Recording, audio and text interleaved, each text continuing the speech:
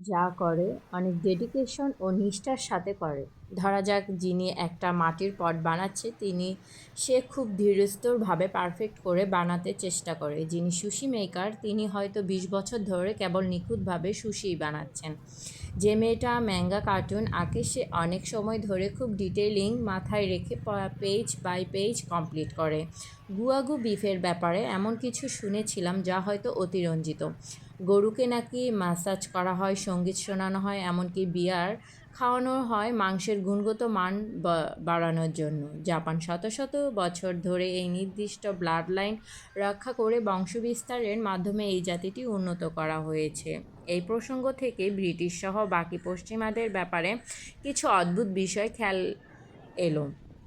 Gym করবেটের শিকারের কাহিনী পড়তে পড়তে দেখছিলাম ইংরেজ অ্যাংলো ইন্ডিয়ান মূলত, কিন্তু দীর্ঘদিন থাকতে থাকতে ভারতবর্ষের জঙ্গলের আনাচে কানাচে সব জানে। কোনটা কোন পশুর ডাক, কোনটা কোন পাখির ডাক, এসব মুখস্থ। পায়ের ছাপ দেখে বুঝতে পারতো বাঘ ক্ষুধার্ত নাকি শান্ত।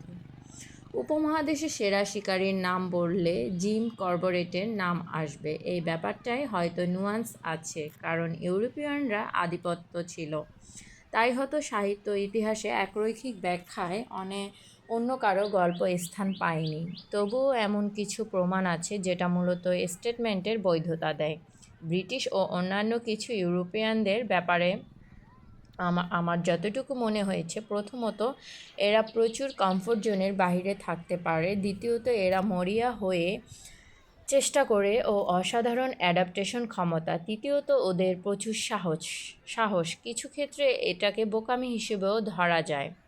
এ কারণে শীতপ্রধান দেশে জন্মেও ইউরোপিয়ানরা আফ্রিকা, ল্যাটিন আমেরিকা ও ভারতবর্ষের মতো জায়গা কলোনাইজ করতে পেরেছে, ভ্যাপসা গরম সহ্য করেছে ও মশার কামড় খেয়েছে। কিন্তু জায়গা আছে যেখানে কেউ মরতেও যায় না, কিন্তু দেখা যায় সেসব জায়গাতেও ইংরেজরা চলে গিয়েছে। এরা যেখানেই কলোনি করতে গিয়েছে সেখানকার সংস্কৃতি বাদ দিলে প্রায় বাকি সব কিছুতেই এক্সপার্ট হয়ে গেছে। যেমন দেখা যায় প্রথম বাংলা ব্যাকরণ রচয়িতা বাঙালি না হয়ে সেটা একজন ইংরেজ, নাম নাথালিয়ান ব্রেসি হ্যালহ্যাট। উইলিয়াম ক্যারি জীবনদশায় প্রায় 34টি ভাষা ও উপভাষা শিখেছিলেন। বাংলা, সংস্কৃত, হিন্দি, মারাঠি, তামিল ইত্যাদি জানতেন ও এসব ভাষায় বাইবেল অনুবাদ করেন। উপমহাদেশের এতদিন এভারেস্ট ছিল, কিন্তু সেটা চূড়ায় প্রথমে যে উঠেছে সে নিউজিল্যান্ডের। এমনকি ব্রাহ্মী লিপি প্রথম যে ডিসাফাই করে সেও ইংরেজ। নতুন জিনিস এক্সপেরিমেন্ট ও ট্রাই করা সম্ভবত ইউরোপিয়ানদের একটা নেশা।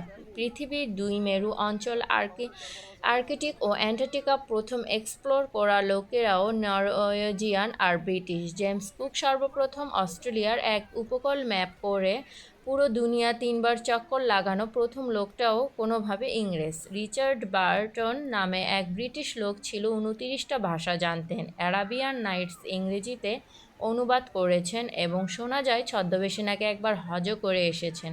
এই কাজটা করে স্রেফ